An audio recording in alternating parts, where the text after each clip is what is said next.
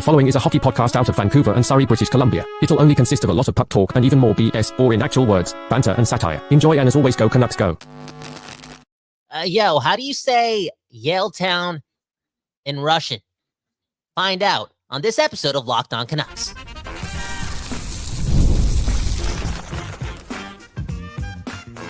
You're Locked On Canucks, your daily podcast on the Vancouver Canucks, part of the Locked On Podcast Network, your team every day. What's going on, Canucks Nation? Happy Friday, and welcome to another episode of Locked On Canucks. My name is Trevor Beggs, co-host of Locked On Canucks, and also a Canucks writer with Daily Hive, Vancouver. Before we dive into the show, we got to thank you for tuning in to Locked On Canucks, because it is your Canucks every freaking day, man.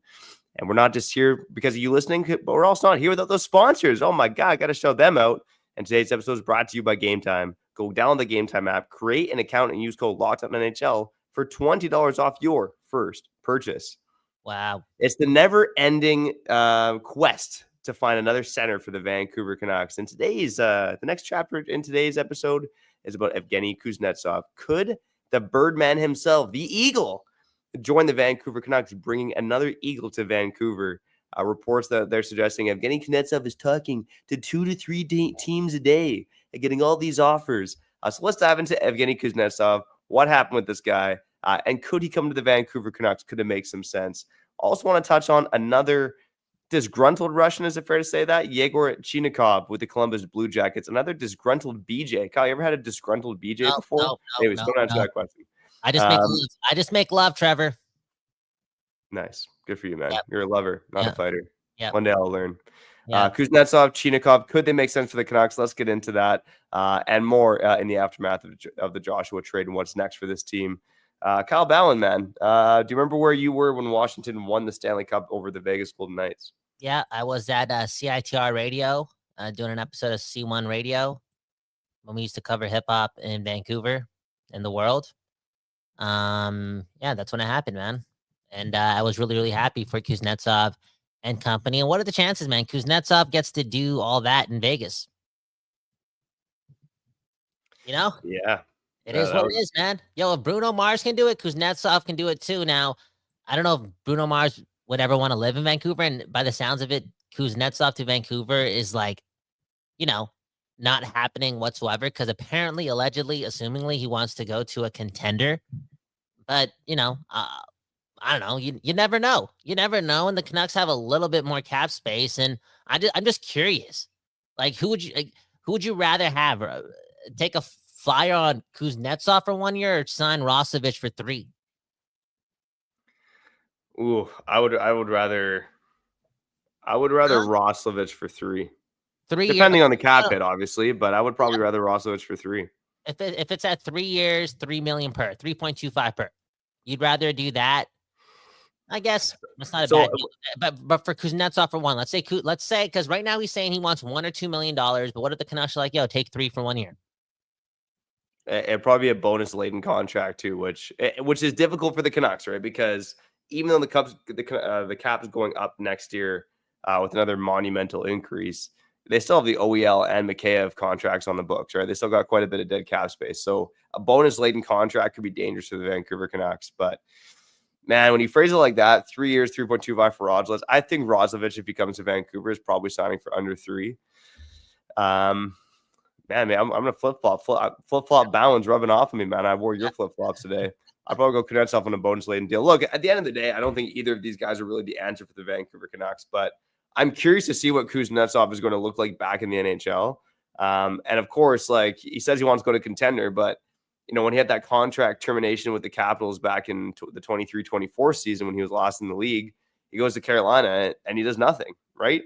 2 goals, 7 points in 20 games, and that was the last time we saw him in the NHL. Yeah, but 4 goals in the playoffs. 4 goals in the playoffs in 10 games. You got to bring that up. And I remember watching a lot of those playoffs. If I'm corrected, that's 20. And he did that with very little ice time too, Kyle. That's a good point. Like, yeah, you're right. He was, 11:30 of ice time per game in that postseason, and still found a way to make an impact. So, yeah. Can you tell me his KHL stats? Like that's an important one too. Again, Kuznetsov's he had what would you say, 2 bad NHL regular seasons in a row, and it was pretty much game over for him, right?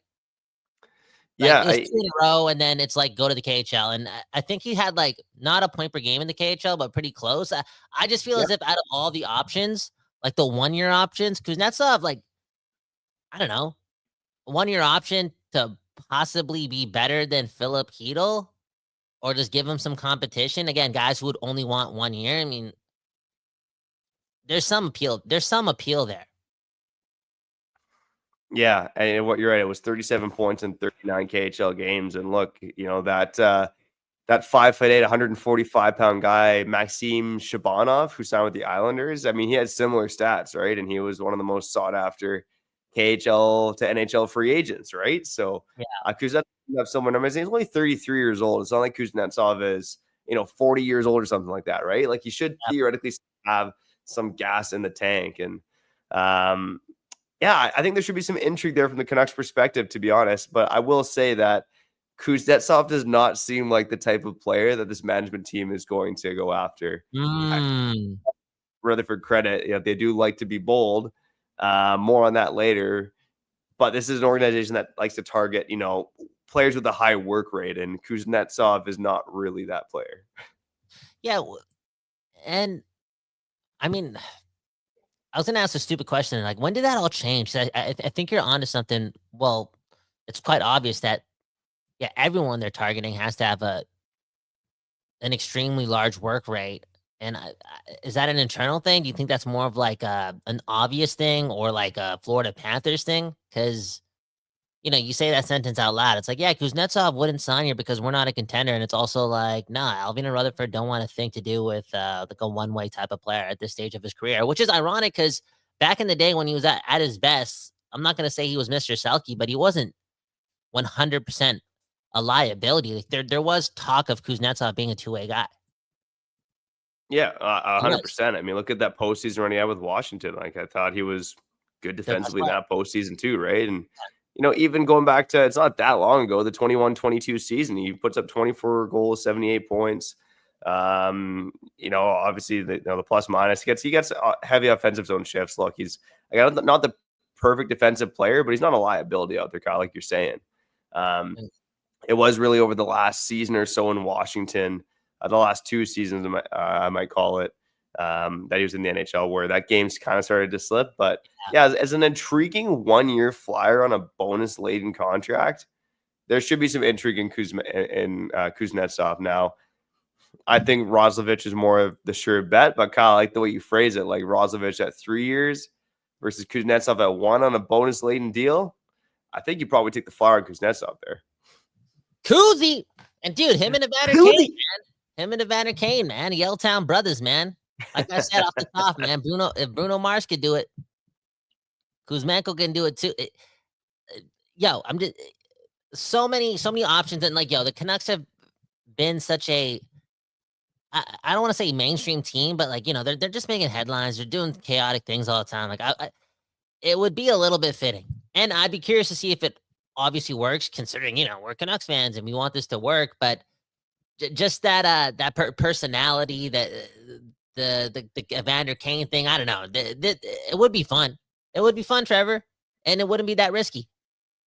Hey, you know what, man? That's another reason to bring Kuzi here. Kuzi, bring fun to Vancouver, man, because, God, we've talked about it. This could be one of the most boring teams in the NHL. Not that things are ever really boring or dull in Vancouver in general, but in terms of that on-ice product, it's that defense, it's that goaltending, it's that girth in the D, okay? We could probably use a little bit more excitement up front. Yeah, best D at Rogers Arena.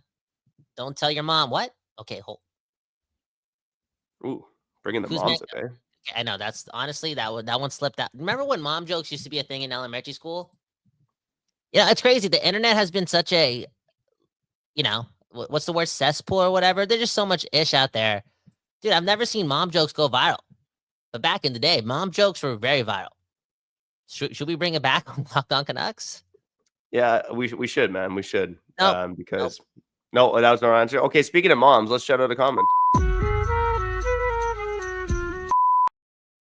I mean, the segue was too good to pass up, but one of the favorite commenters / guests on the show / insiders is Mother Ducker, and I'm diverting here completely, but he's saying that Mother Knucker saying he will give up Willander and a 2027 first for Mason McTavish.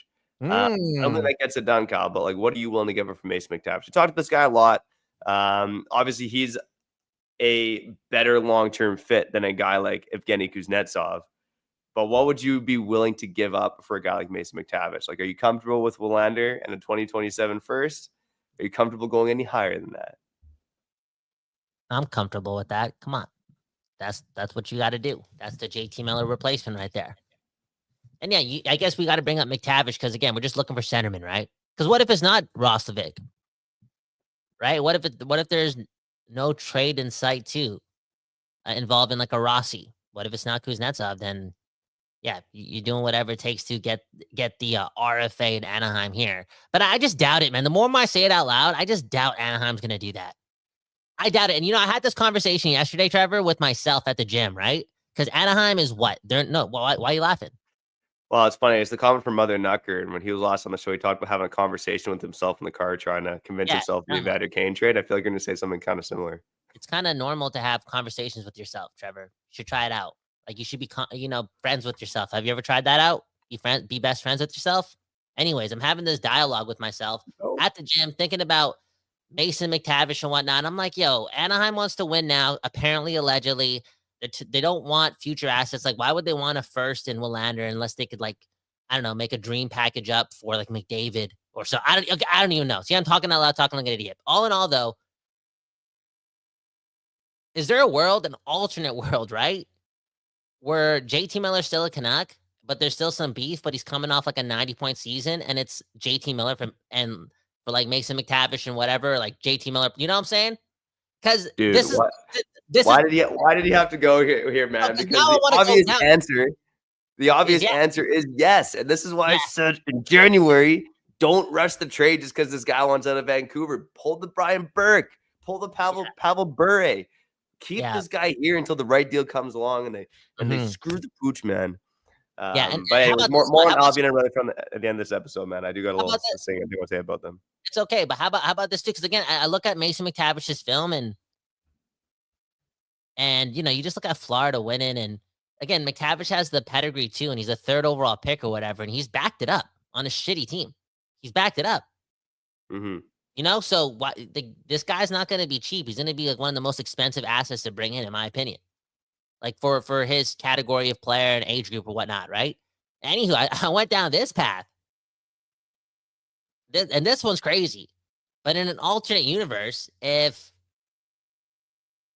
I don't know, Mason McTavish had 10 more points this year or 15 more points, are the Canucks flipping Elias Pettersson for Mason McTavish to, unite Pettersson and Karlsson in Anaheim? And like, there's some, I don't know. Is that the risk? Because now McTavish doesn't want to sign. There's no contract yet, right? I don't know. That's a bold move for both teams. But think about that one.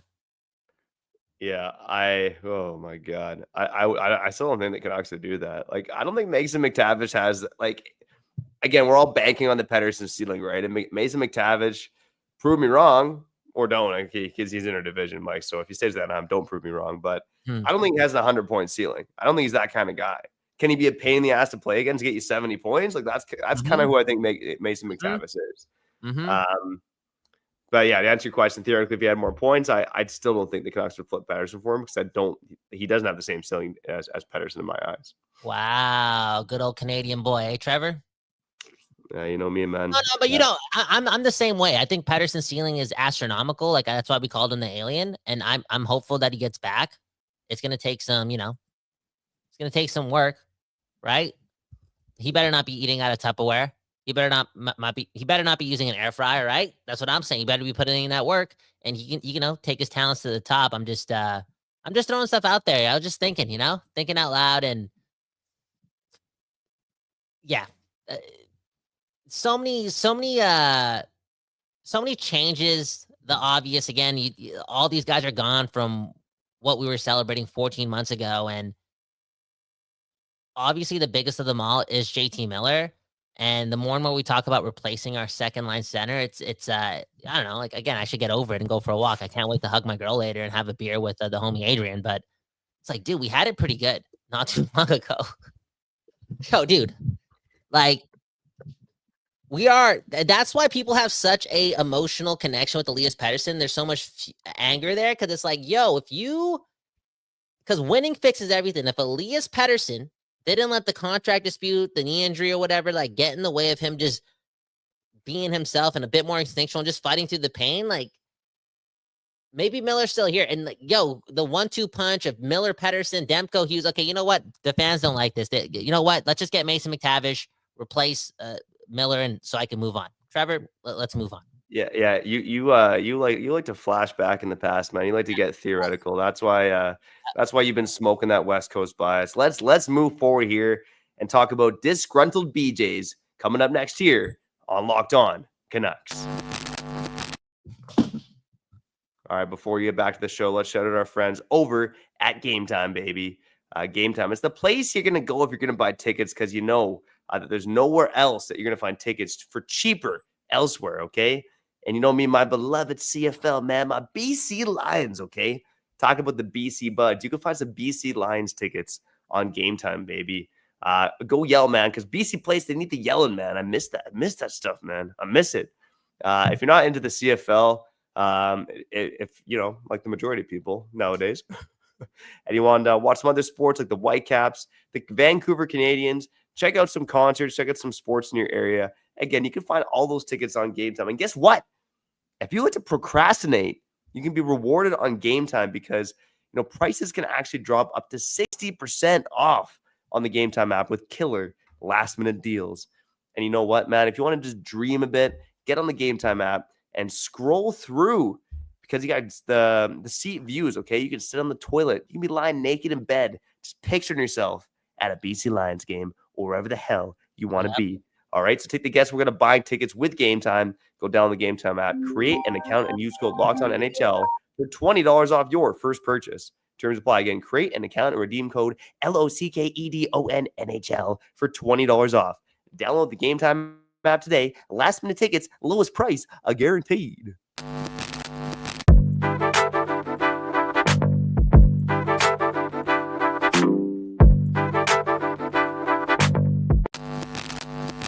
Okay, we back doing this, and that's talking about your Canucks, Beggsy, Bhawan, and you and you, and you and you, and you and you, and you and you. Yo, we're close to 3,000 subs, and you know, I just moved back with my parents, Trevor. So, you know, right? I can still make it, right? I still got a chance, Dude, right? not only can you still make it, you will make it, man. I have already made it, Trevor. Well, dude, I already made it. Because again, we got you and Trevor. It was a trick question, bro. It was Trevor, Kyle's trivia. Anyways, speaking of making it, again, we got you and you and you and you. Let's get to some comments. Look at this comment from Mother Knucker. Kyle, you got to stop, homie. My bad. I know I was going down a dark path there. Okay, revisionist history and still thinking about JT Miller. Yeah, I still am. I'm gonna name my kid JT Bhawan. Hey, happy birthday, JT. Have you ever heard of Dassy the band? Local band, legends. JT, one of the best musicians in BC over the last decade, okay? That's a bold statement, but that guy's talented. Do the research. Happy birthday to him. But yeah, I'll get over it. I'll get over the whole JT thing, okay? There was another comment from Hangia. I can't really put it on the screen because there's a lot of swearing involved. Well, there's actually just one swear word, but Hanky is saying Pettersson caused like 10 of my favorite Canucks to get traded. Yo, so many things changed. But that's okay, because you got to live in the moment. And you ever heard of Yegor Chinakov? Huh? You ever heard of that? Because who needs the pass and Miller and Zadorov and when you have Yegor Chinakov? Trevor, who is Yegor Chinakov? Yegor Chinakov. Yeah, man. Yegor Chinakov. He's been in the NHL for a few seasons now. It was funny. I don't know if you remember this guy from the 2020 draft, but so he was selected 21st overall by Columbus, and he was projected to be like a third round guy.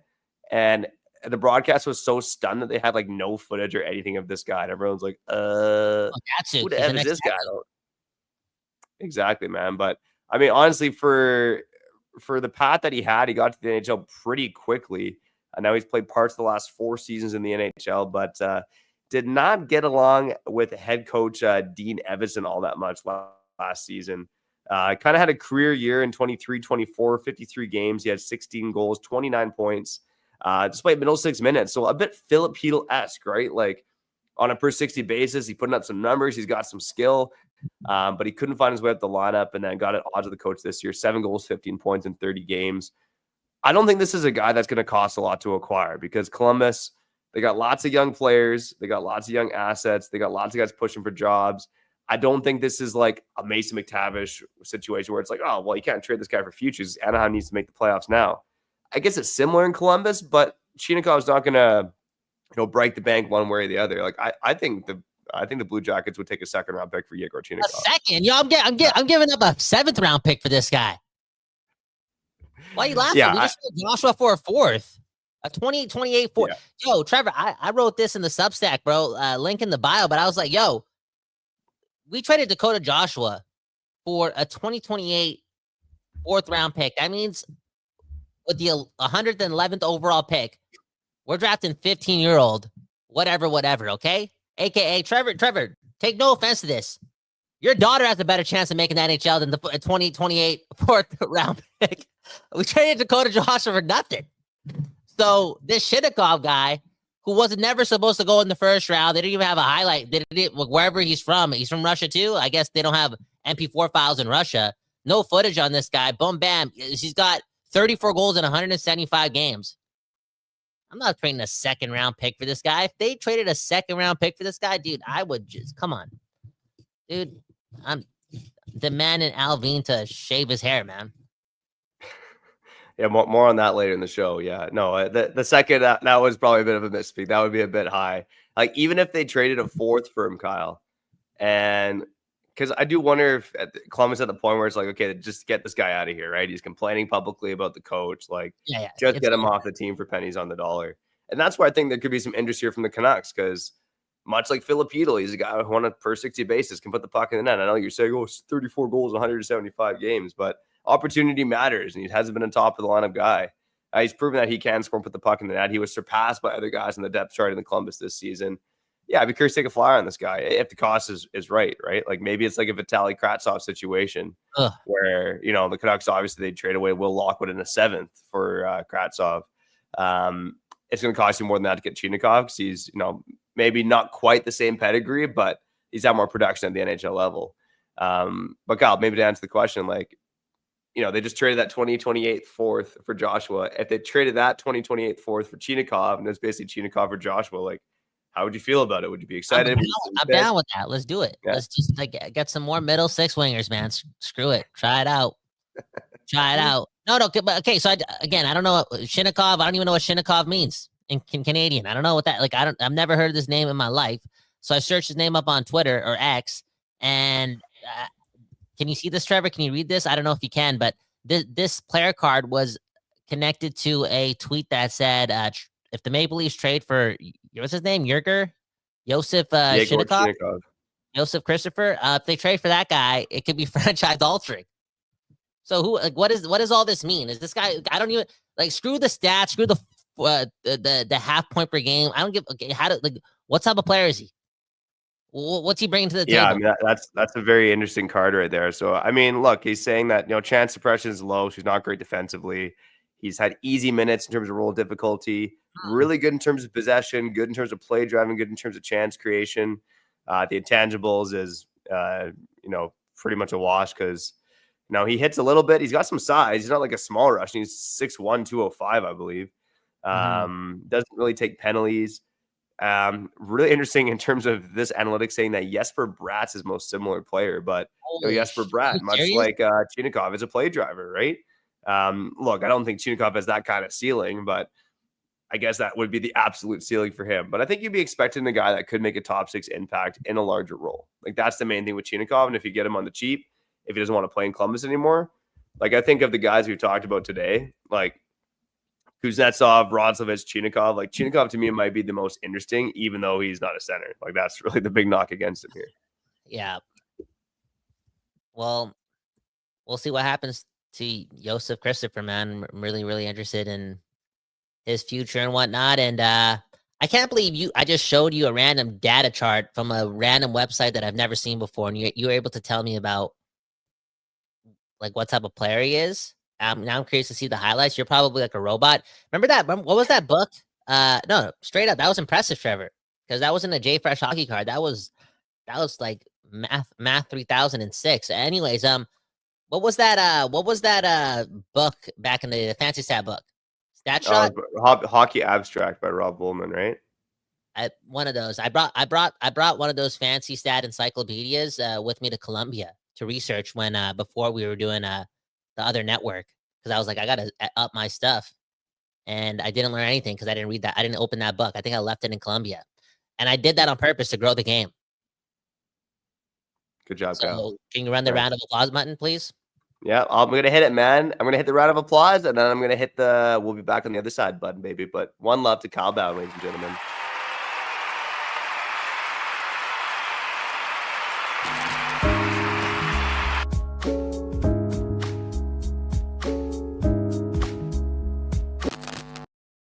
People, we back doing this, and that's spreading the game, dude. I can't believe I brought the game to Colombia. That's something else, man. My girlfriend's not gonna let me go back to Colombia, though. It's official. And honestly, I got nothing to say, Trevor. You should just shut me up. Yeah, well, it's funny you mentioned Colombia, because when I was in Australia, I actually met a Colombian girl who worked or who was friends with my friend. Long story short, I met a bunch of Australians who wanted to go to Colombia. Mm-hmm. I wonder why. There you go. No, they just got the greatest food. They got it now. They got a 24-foot statue of Sofia Vergara. So there's a lot to do in Colombia, and it's just a beautiful place. And I also listened to a podcast that said that Colombia, and again, I know this is a Canucks podcast, but British Columbia, Colombia. Come on, guys, we're cousins. This podcast said that research is showing them, and I don't know how they do this data searching, but they said that the most unattracting men live in Colombia. And that's why it's a popular destination. Do the math. But I'm in love with Canadian girls from Surrey, so it doesn't really matter. Trevor, again, you got to shut me out. Sometimes my girl listens to the podcast, so can you just can you take the segment over now, please? Yeah, no problem. Let's run a segment called Beggsy's Ballad here on Locked On Canucks.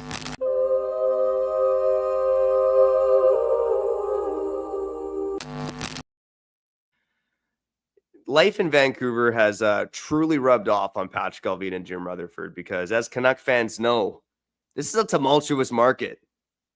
Being involved with this team, whether you're in management or just a fan, it's a freaking roller coaster. And the Patrick Allvin tenure has now been an absolute roller coaster. And look, I was spending so much time, I couldn't even sleep last night. I'm going through all the moves that Allvin's made, all the signings, all the trades, trying to rank the wins and the losses. And you know what? It feels like there are more wins than losses, but things have started to shift recently, right? And of course, they have the one good year. Now everything seems to be crumbling apart a little bit, despite some good moves, some bad moves, some that are still out to be judged still. But if one thing is true about Patrick Allvin, is that bald-headed beauty has a hairy pair of balls, man. He's got the hairiest, biggest pair of balls in the NHL. This guy's aggressive. He's not afraid to make changes. Sense? How does that make sense? I've never associated, sorry to cut your ballad off, but if you have hairier balls, you're a badass? I didn't know that. It's heavier, man, more girth. Oh. You ever seen Don't Mess with the Zohan? Exactly. There you go. Exactly. Okay, my bad. There you go. And you know what? I just feel like with Allvin, this management team right now, some of the moves have started to border on desperate, which scare me, but they are still bold and aggressive. And sure, you might say, oh, well, Jim Benning was bold and aggressive. No, Jim Benning was stupid. Jim Benning was dumb. He was not a good general manager. But with Allvin and Rutherford, it does feel different. And, I'm talking to some Canucks fans, or some who are, of course, some of you listen to this program. You're kind of liking the Kane deal. You're liking some of the moves the Canucks have made. Some people are saying that they've just completely mismanaged this team and that they should be fired, right? The truth is probably somewhere in the middle, but all I got to say is that I do appreciate having a bold management team who doesn't give an F what any of us think running the show. Now, that might change, but for now, I'm appreciating the boldness. But we'll get into some of the the finer details of the Alvin tenure next week here on Locked On Canucks. Wow, you want to be nice to the guy, eh? I like it, man. We'll see. We'll see how next week goes. We'll see how we next gotta week have goes. some faith, man. We gotta have some faith, man, because it wasn't that. I don't know. It wasn't that long ago that they had so much confidence in us. So much confidence in us. You know what I'm saying? Everyone has bad years. Things happen. I mean, you can't really. I mean, you could have predicted the Miller versus Pedersen thing, but I feel like they deserve the benefit and the doubt when it comes to them trusting that the room would be able to manage it the next time around, because everyone's a bit older and whatnot, but they couldn't, right? That I don't know how much that's on Alvin and Rutherford. Now, the return for him, some more patience, like you said, would have been better. All that being said, we got to move on. And now we got like this Joshua trade and like the Sheloff thing and the boom bam. And those are two fan favorites too. And yeah, they're starting to be like this feeling towards those two, Rutherford and Alvin, like that, like they're losing grip or they're being desperate and they're not talented. But I would tell the fan base to be patient.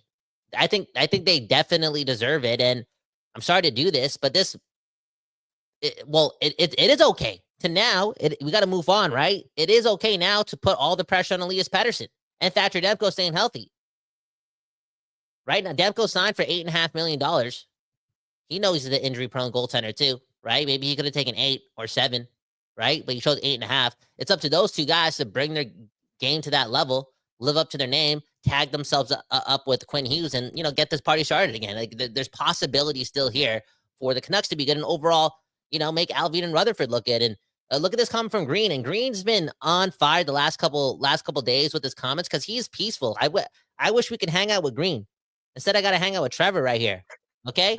And he's saying 2.5 months till the season starts, overreacting about every little trade. Okay. Every little trade. We're talking about the third string goalie in the organization and Dakota Joshua. Okay. It makes no sense to do so. The uproar for the 5th ranked goalie in the system, I guess, Green's not a big fan of Sheloff's, and a third liner is insane.